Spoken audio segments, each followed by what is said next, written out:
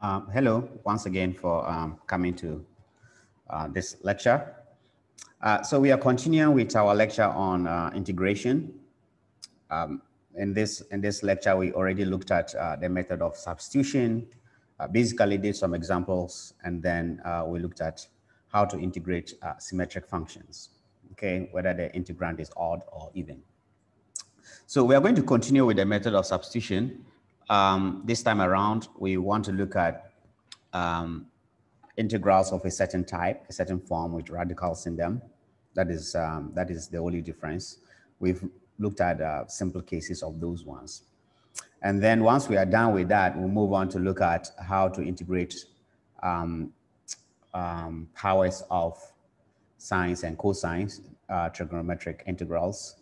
And then we'll look at how to integrate the product of those powers of sines and cosines, as well as tan and secant functions. Okay, so that's my plan for this lecture. Once again, I should remind you that if you don't practice some of the stuff we've done already on the method of substitution and other concepts that we've learned, you will quickly forget them. So the best approach is to constantly practice these things. All right. Okay, so let's move on to these. So we want to look at how to integrate integrals that are of this form. All right, you have these radical symbols in them, which makes them difficult to integrate. And so the point is to simplify this so that the radical sign is off, and then you can basically you can then integrate the resultant integral, all right, in a simplified form. Okay, so in the first two cases where you have integrals that look like this, one of the approaches you could use is that you just let your u, right, make a substitution for this, whatever is in the integral sign. So u to the power n is equal to ax plus b, or if you like, this is the same thing, u is equal to the square root of the nth root of ax plus b. Okay, that is for these two cases. If the integrand or integral is like this, then once again, you could also make a substitution, like let u be equal to, the nth root of whatever is in here, which translates to that. Okay, so we'll do some examples to illustrate this. So we'll look at these three examples. The first two mostly. The last one has a bit of trigonometric integration in it, and we haven't covered that yet. But I will still talk about it. There's a longer approach without using trigonometry, which you can see in my notes. But for now, we'll do the trick, and then when we get to trigonometric integrals, you'll get to know this. Okay, so let's do these examples to illustrate how you do it. So we have the integral of x squared, square root of x minus 2 dx. You let u be equal to this radical expression. So u is equal to the square root of x minus 2, which means that u squared is x minus 2. Differentiate both sides, you get 2u du is equal to dx. Okay. Now we need to make a substitution. So this becomes a u. We know how to substitute for the x, which is this, which means we need to find x squared in terms of u.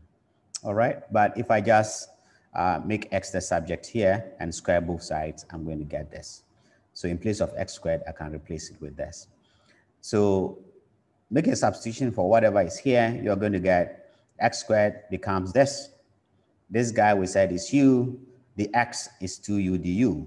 Okay, so get this expression, which you can rewrite as this.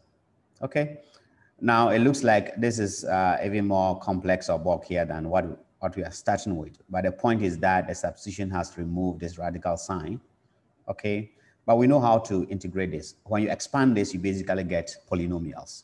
All right, a polynomial expression, which is easier to integrate. That is the point. Okay, so expand this out and you're going to get this. If I expand this, I get that. And then I can now integrate each term. And then I get this expression here. Okay, so once you get here, again, don't forget, remember that the original variable there is x. So wherever you see u, replace it with the square root of x minus 2. When you do that, you get this your final answer, your final solution to be this. Okay, so that is how we solve that. Let's look at b. b is we want to integrate x divided by the cube root of x plus 1, right, the x. As we said, you can make a substitution for this radical thing, right? The cube root of x plus 1. So let u be equal to that, which means that u cubed is equal to x plus 1. I can differentiate both sides. I get 3u squared du is equal to the x. Once again, I need to make a substitution for x here. All right, so try to get x from here. Then x will just be u cubed minus 1. So I'm going to make a substitution for x as well as for the x, and then also for this. If I do that, I'm going to get this, right? X is u cubed minus 1. All of this we said is u. The x is equal to 3u squared du, which is this. This u cancels one of these u's here, and I pull the 3 out, and I get this expression. Once again, you get a polynomial expression. When you expand this, it becomes that, and now I can integrate term-wise, right? When you do that, you end up with this. Okay. Once again, replace your u's with this x plus 1 to the power 1 over 3. When you do that, you're going to get your final solution to be this. Okay. So the point is that whenever there's these radicals, try to make a substitution for whatever is in this radical expression. Okay.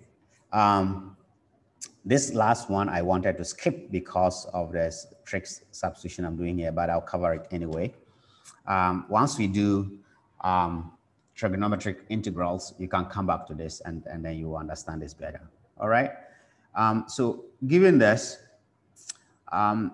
it's not easy to straight away make a substitution for u. When you do that, you get, well, you can do it, but it's a very, very long approach to solving it.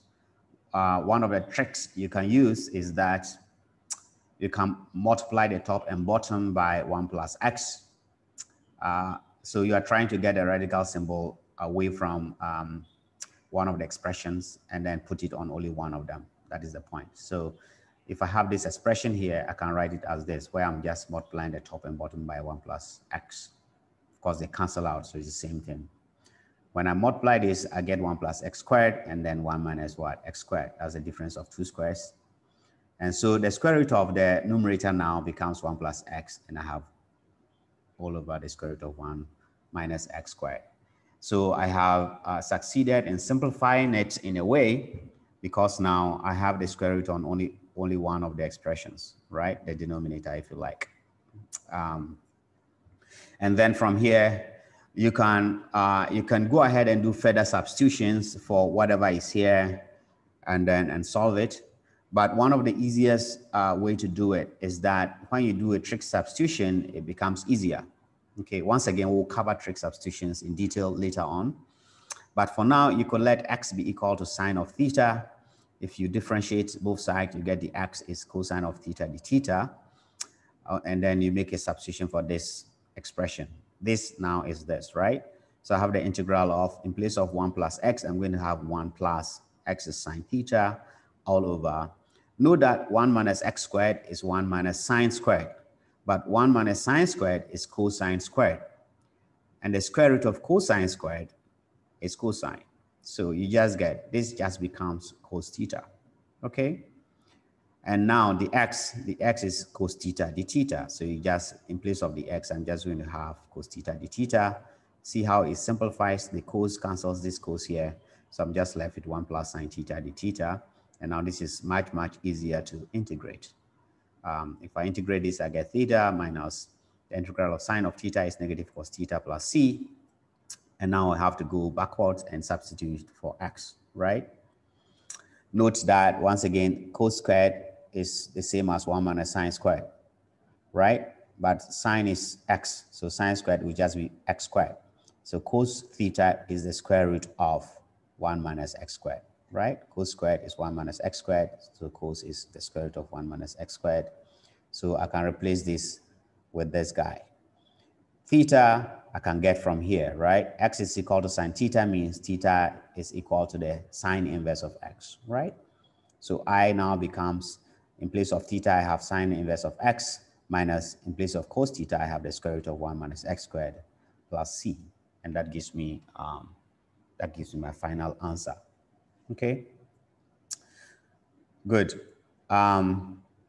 So try, some of these kind of expressions to solve them by substituting for the radical. Okay. There are some examples, some exercises, I'm sure, in my in the notes that you can take a look at. Okay, now let's move on to integral of powers of sine x and cosine of x. All right, we'll look at them, and then after we are done with them, we'll look at the product of the powers of sine and cos, and then move on to tan and secant. So basically what I have here is like general guidelines, okay? You would have to solve several of these to get familiar with the way you do them. But these are guidelines that you can follow, okay?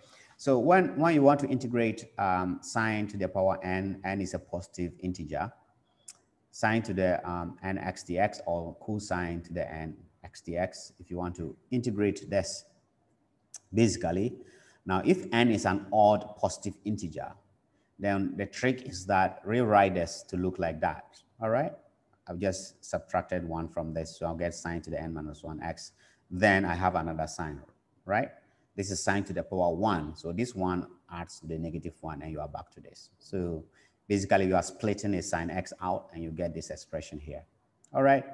Now, this, you can simplify this because n is odd, n minus 1 is even, okay? It's an even expression. So this becomes a sine squared or sine to the 4 or sine to the 6, something like that.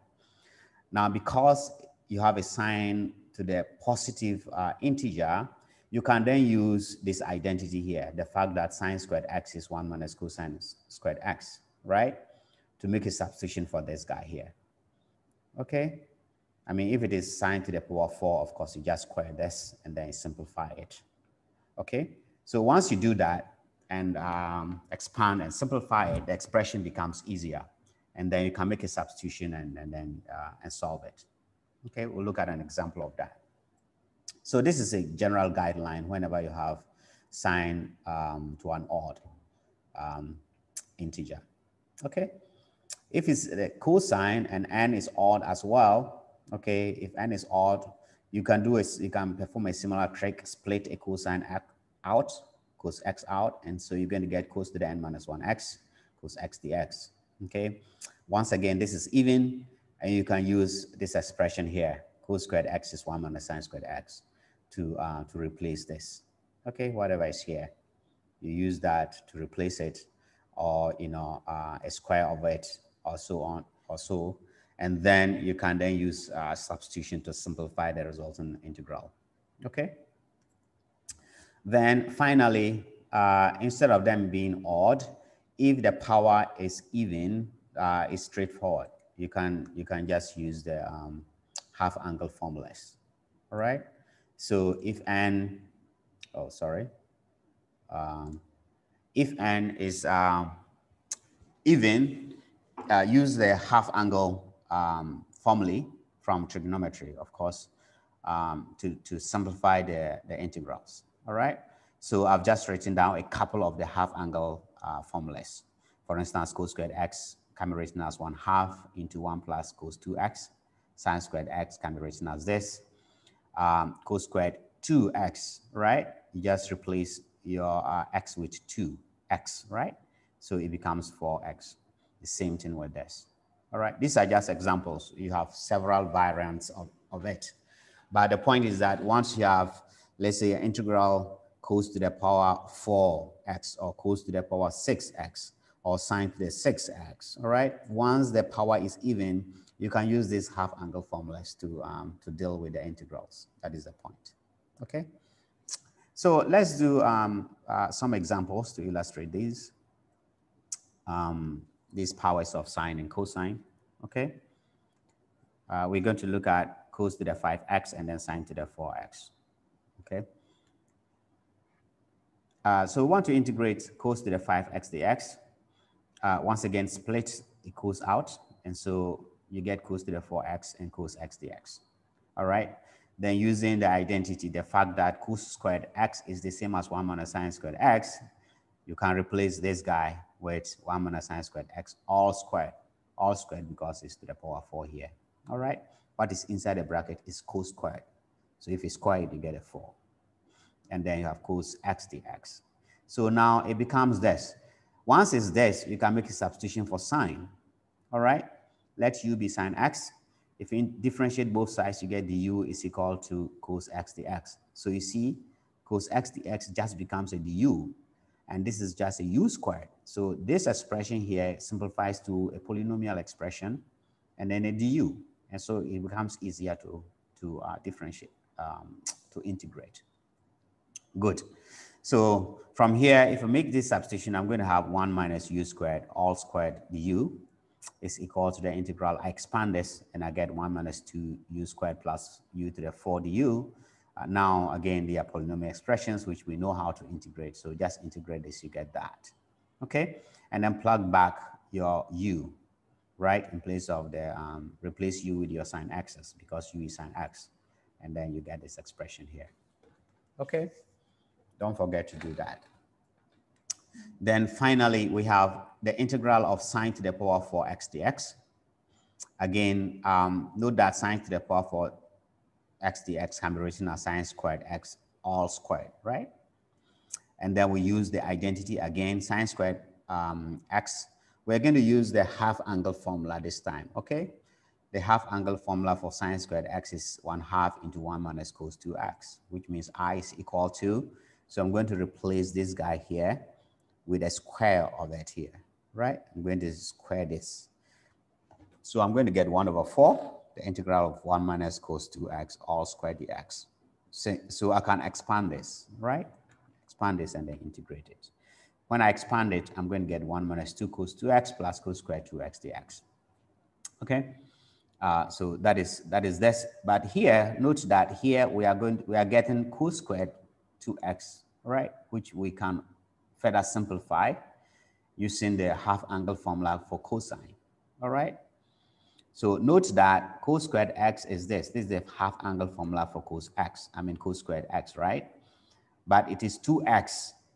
All right. So just replace x with 2 x's, and then you're going to get, this is cos squared 2x, 1/2 into 1 plus, now cos 4x, cosine of 4x. So now we're going to replace this guy with this. So when we come back here, we have I is equal to 1/4, the integral of, this is the same, that is the same. For this guy, we replace it with this, and that is what I have here. Okay? So now this is much, much easier to integrate. I have 1/4, integrate 1, you get x, integrate this guy, you get, remember the 2, you differentiate the 2, right? And then you divide by 2. So that cancels out and you have negative 2x. This is just 1/2x. This is 1/8 sine 4x plus c, right? The rest is just simplifying this expression, nothing else. I mean, you could stop here. But if you simplify it further, you end up with this, what is here. Okay? So we've shown how you integrate powers of sine and powers of cos, whether they are odd or they are even, using a combination of either the identities, right? Sine squared plus cos squared is equal to 1, right? Variance of it, or the half angle formula. You can use that to simplify the expressions. Awesome. So now we're going to move on to how you integrate products of powers of sine and cosine. So this is what I mean. If you have an expression like this, sine to the mx and cos to the nx dx, okay? Depending on whether m is odd or even, n is odd or even, right? Or both of them are odd or even, there are guidelines on how you do some of these, okay? So what I have here is a lot, but basically I'm just giving you general guidelines. Once again, you get familiar with them with practice, okay? So if you don't practice, I mean, they'll confuse you, right? But once you've done a couple of examples, practice these things, you get used to them. Great. Now, if you have the expression like this, and if m is odd, okay, which means it doesn't matter what n is. If whatever is on the m, the power of sine is odd, then use this approach, this guideline. Split one of the sine out, and so you end up with sine to the m minus 1x, cosine to the nx, and then you have sine x dx here.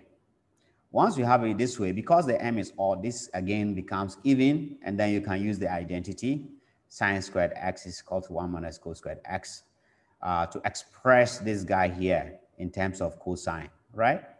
And I can replace whatever is here will become in terms of cosine. And then you can make a substitution for u, let u be equal to cos x. All right, note that if I take the u here, I'm going to get negative sine x dx. And so this becomes, if you like, negative du. So it becomes easier to integrate.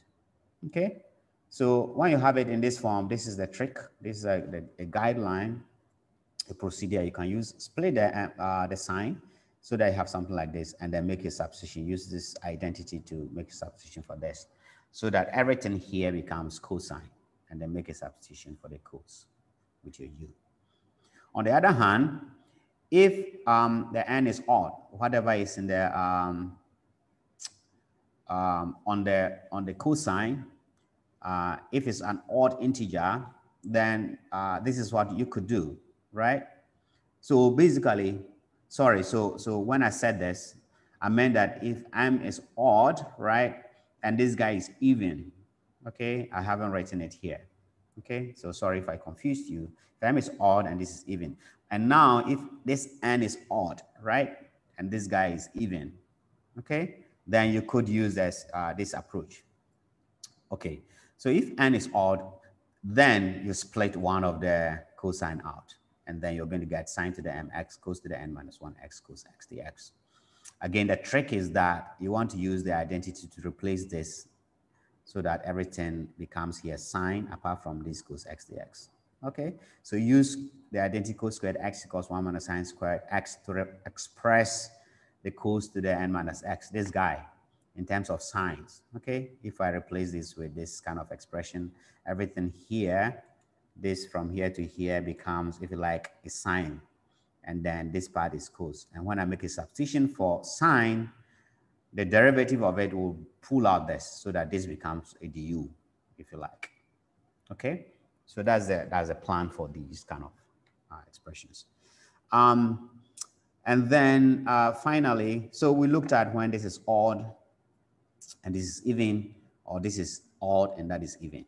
Now, if both of them are even, then you can use the half angle formulas for cos squared x and then sine squared x to reduce the exponents by 1, right?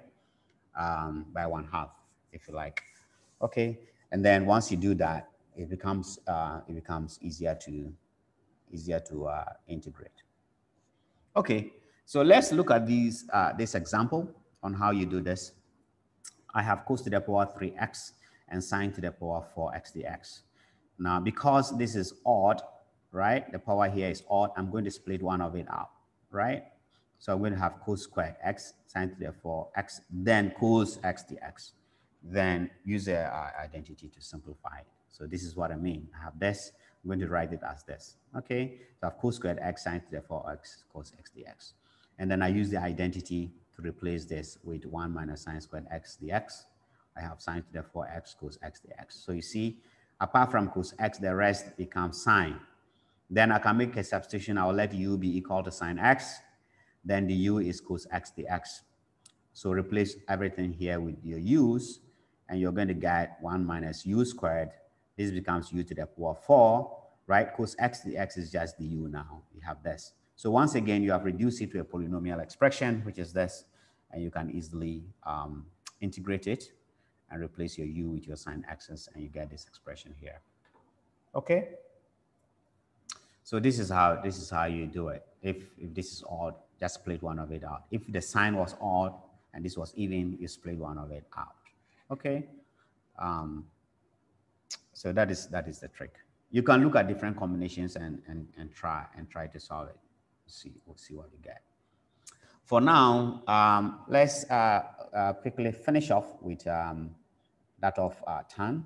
Okay, still on the products, but now instead of sine and cosine, we are going to look at tan to the mx and secant or sec to the nx. All right. Now, if the m is an odd integer and the n is even, that's what we mean. So if what is on the tan is odd, again,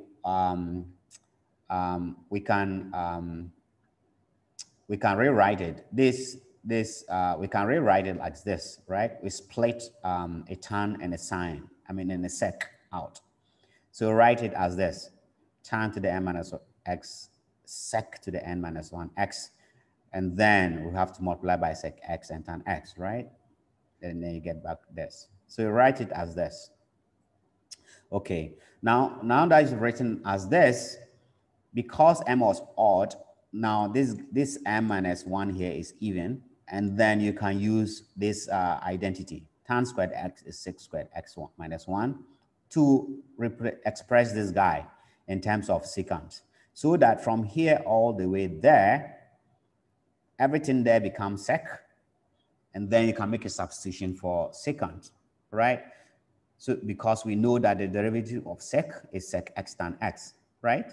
So du is just sec x tan x dx. So you can replace this guy now, the last bit, with just du, and then it's easier to integrate it. So that's the plan for this. So once your m there is odd, then try to rewrite it as this. If n is even, right, the sec thing here is even, and then m is even, right? M is even as well. You can rewrite the integral as this, okay?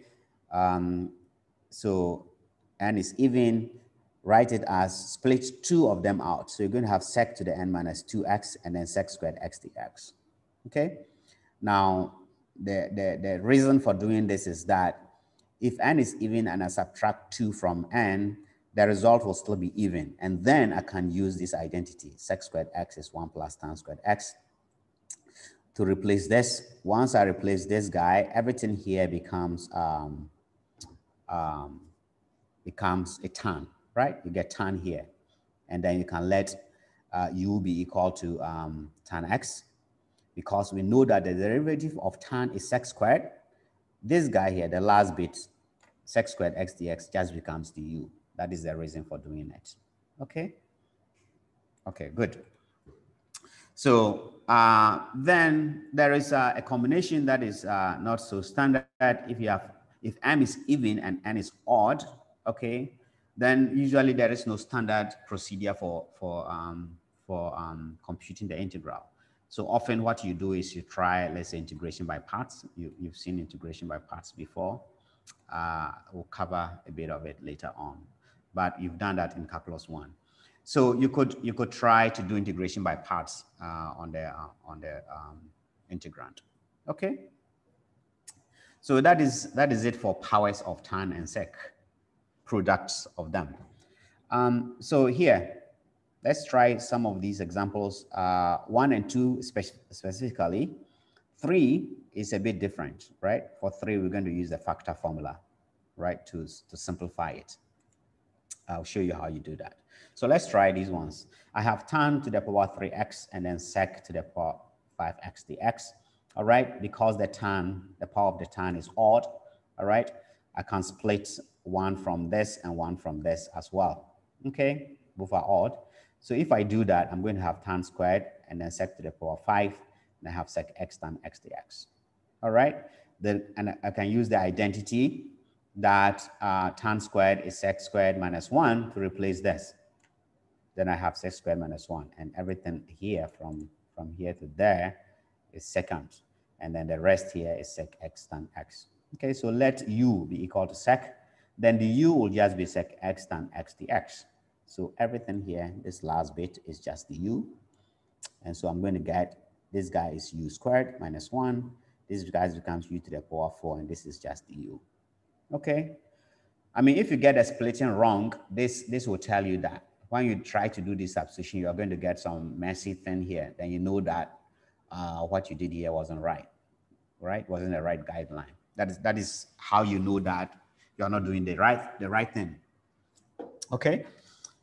So you get this again. This becomes just a polynomial. You integrate it, replace your u with sec, and then you get that.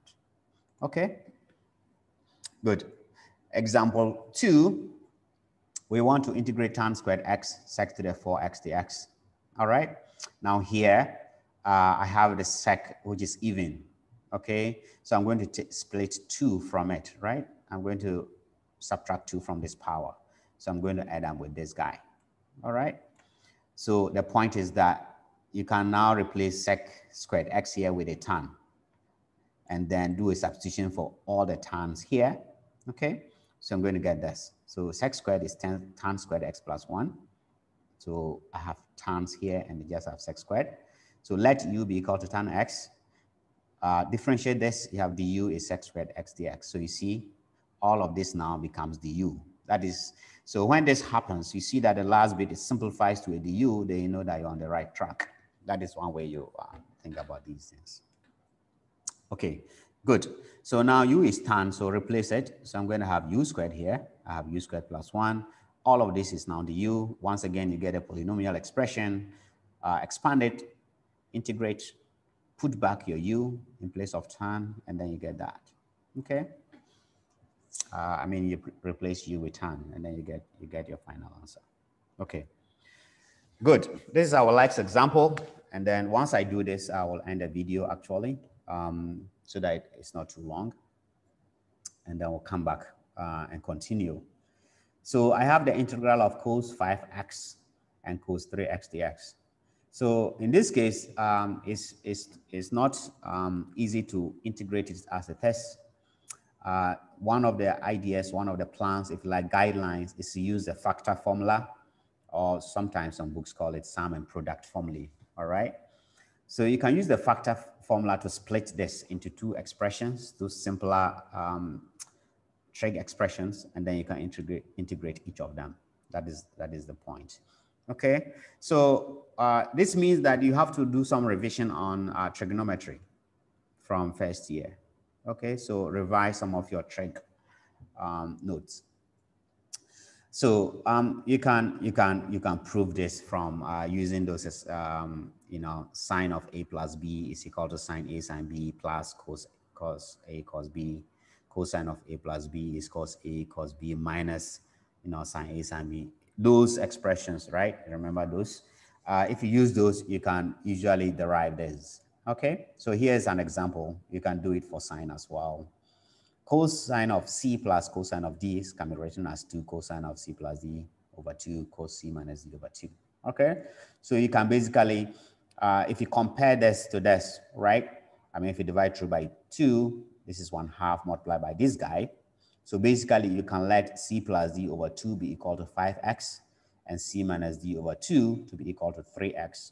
When you do that, you can solve for c and d, okay? And so you can rewrite this expression, cosine of 5x, cos of 3x to be equal to 1 over 2. The 1 over 2 is because I'm dividing through by 2 here. 1 over 2 cosine of 8x, the c becomes 8x plus c plus cosine of 2x. All right, the 2x becomes your d. Okay, so if you compare this to this and solve for c and d, right? Let c plus d over 2 be equal to 5x. And let c minus d over 2 be equal to 3x. And solve for c and d. 2 simultaneous equations. They are easy to solve. When you solve them, you get c to be 8x and you get d to be 2x. All right? And so you can write this as the sum of these 2 expressions. All right? So instead of integrating this, you now have this 2 simpler expressions to integrate. You have this.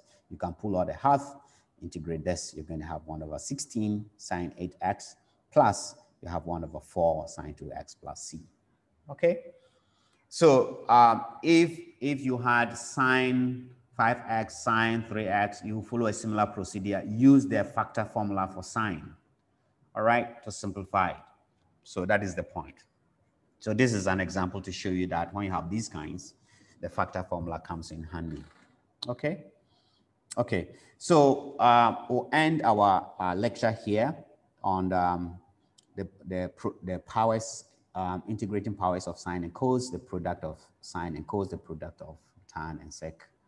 And then when we come back, I'm going to continue with integrals of hyperbolic functions, and then how you make trig as well as hyperbolic substitutions to integrate some expressions, some integrals. Okay. So this should end our video, and my recording should end.